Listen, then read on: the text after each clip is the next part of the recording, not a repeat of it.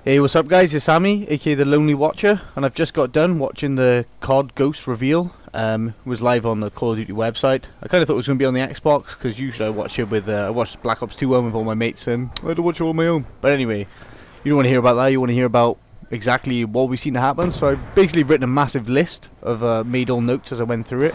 I just sort of thought I'd read them off and try and, you know, extrapolate, is that the right word? I don't know, I don't know, build on it anyway. So, from what I understand, if you're going to buy the Xbox 360, if you're going to buy it on Xbox 360, or I guess it's also going to apply for the PS3 as well, then your stats are going to transfer over to the Xbox One or PS4. So you don't have to worry about leveling up for a week or two, and then, you know, obviously you're going to have to buy another one. Which is a bit of a pain in the ass, but you know, if you want to play it early, which I guess a lot of you into these videos and stuff are going to want to. And also, if you buy the Season Pass on the Xbox 360 or the PS3, it's also going to transfer over. So basically, you're going to get DLC for Xbox 360 and One, or PS3 and PS4 for one purchase, which is pretty cool. It's also going to be 60 frames per second on every console, so even on the 360 and the PS4, it's going to look pretty good. You can play as a woman, isn't that amazing? Oh yes. So even you women are going to be able to, you know, get involved and actually play as a woman, because all this gender reassignment might have been confusing you. There's a couple of new things as well. Well, a lot of new things, but one of the ones they mentioned is a whole new class, and it's called the Marksman Rifle, which is basically going to be like the Ballister Iron Sights, which we have in Black Ops 2, but now it's its own, you know, its own category, so you'll have a lot more to choose from. We have a dual render scope, which I think is unique to the Marksman Rifle, but it's basically like the scope you would have on a sniper rifle, except for you actually have some sort of peripheral vision. Like when the guy zoomed in, it was you could see down the scope perfectly well, but the sides were slightly blurry, so that's nice to see. Now perks have point values, which I made a video quite a while back talking about this. Now it would be quite interesting, which is kind of good because some perks are always better than others. So perks now have a value between 1 to 5. They didn't really go in too much on this, but I'm sure people are going to analyse the video over and over, myself included, and see what else we can find on it. You can the wildcard and pick 10 system is sort of back. It's quite similar to that. But you can now actually end up with 11 perks if you don't spend anything at all. So that's pretty cool. If you don't spend anything at all on weapons, etc., etc. The strike packages are back. So we also have specialist back, which is awesome because a lot of people love specialist. And they've also tried to take their focus away from all the sort of kill streaks coming from the sky. Because let's be honest, when you play in Modern Warfare 2 and especially Modern Warfare 3, you just get killed from the sky over and over again, and there was nothing you could do about it. So things like the UAV is now on land, so that's pretty cool. Death streaks are definitely gone. That's apparently, you know, they said that last time. I'm pretty sure they are. One of the commentators, I think his name's Fwiz or something, did actually joke about it being in one of the new game modes, but no, it's not there apparently. So now with the prestige system is kind of very different. Rather than go through each prestige, it's kind of integrated with a class system as well. So basically, if I can explain this as I think I've understood this correctly, so don't shoot me or go mental on me if I've got this wrong, because I've literally just watched the review. Rather than 10 creator classes, you now have 10 soldiers. So think of these soldiers as your custom classes, and you build up your soldier and you unlock things separately. And each time you get a soldier all the way to maximum level, that's 1 prestige. So in order to get 10 prestiges, you need to level up every soldier to maximum level. And from what my current understanding of it is that you can unlock stuff in any order you want. So I don't think there's like a, you know, like for example on Black Ops 2 you need to be like level 50 or something for Ghost. I don't think that's in the game at all. So you can unlock stuff as you want, which I'm not sure if that's I don't know. I don't know how to feel about that, to be honest. It's kind of cool that you did unlock stuff in the right order, but it's really annoying that you're not getting stuff in the order you want sometimes. So I don't know, it is what it is. So also they've said that they've done a lot to advance the AI, and they've improved the squad system. To be honest with you, I didn't really pay too much attention to that because it sounded pretty boring. Maybe you lot are interested in it, I don't know. I also noticed I saw some akimbo pistols, I did see a Magnum in there, I know that, and some other pistols. I don't know too much about guns, but I definitely saw a Magnum in there, and there was a Kimbo. So they're definitely going to be in there. There's a new game mode, I guess, which is in the squads sort of thing. It's called Safeguard, and that's basically a 4-player version of Modern Warfare 3 Survival, which, although it was okay, Modern Warfare 3's, it kind of sucked because it wasn't 4 players, and to be honest with you, I think in this day and age it needs to be 4 players or just don't bother, in my opinion. So it's good to see that. I did notice that the knifing looked quite lungy. Whether or not that was just because he had a specific attachment or something, I don't know. I hope it's not going to be like, you know, it's definitely going to be Modern Warfare 2 bad. But I kind of like in Black Ops, it was really hard to knife someone, and it was more about the shooting rather than just, you know, panic knifing people. So a lot of people probably know already about the contextual leaning, which is basically you can sort of peek around corners to see what's going on and take advantage of cover. Mantling, which is basically how it works in current Call of Duties, is that you have to climb over an object. Mantling is basically you can just sort of flow over it, so you just, like, I know, you press a button, whatever it is, and you just keep your momentum going, and you just sort of mantle over it, basically.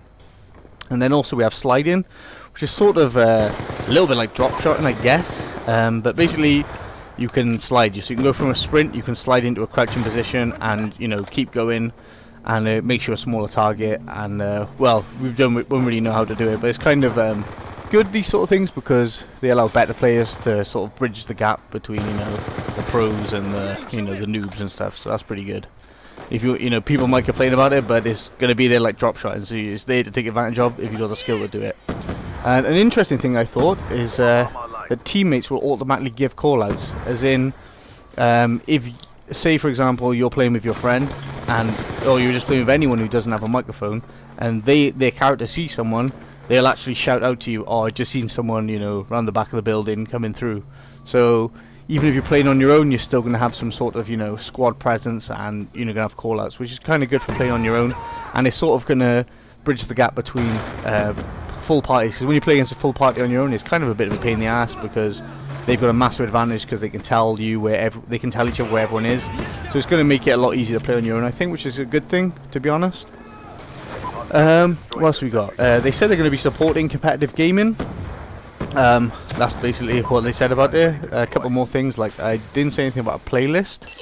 I noticed some of the kill streaks. The one which looked most interesting to me was a sort of melee juggernaut streak, where you just like basically had like a knife only, and you were in like almost a juggernaut suit, but it looked a lot smaller than the Modern Warfare 2 one. But that'll be pretty cool. I'll definitely have to go with that. I haven't seen the Odin strike, but at least I don't think I have. It's actually, I think I might have. But basically, it appears to be, you know, the big streak that, you know, people are going to be going for. What on earth it is, I don't know, but, you know, we'll find out, I guess, at some point. Looks like they've done a lot of work on clans as well. Clans can now be managed from in-game, which was a massive fault with Modern Warfare 3, because you know, you want to be playing in order to play with your clanmates, so you had to arrange all stuff out of the game, and that's not what you want to be doing. You know, you just want to stay in the game and you want to get your friends in. So it sounds like they've tried to integrate there, and Beachhead have actually maybe they got it right this time, because I'm not being funny, Modern Warfare 3's clans, I think it was a joke, to be honest, but hopefully this one will be a lot better. There's also a clan v clan playlist, which is pretty awesome, because I would really wanted this in Modern Warfare 3, because, you know, clans is all about playing against other clans, really.